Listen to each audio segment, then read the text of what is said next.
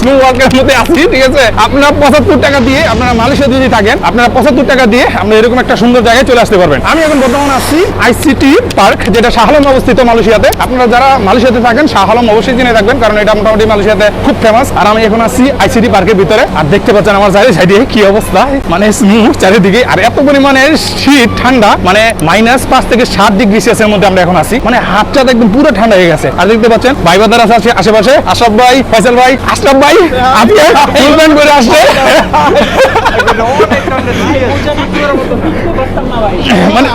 মানে সেই ঠান্ডা, মানে হ্যান্ড গ্রুপটা কেনার কারণে আরো মনে হয় আমরা সেভ হইতে পারছি,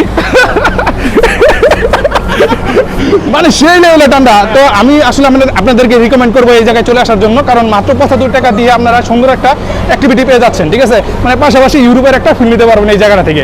অ্যান্ড খুবই সুন্দর এবং খুবই ঠান্ডা লাগতেছে, অ্যান্ড পুরো ব্লগ আসতেছে, সবাই পুরো ব্লগটা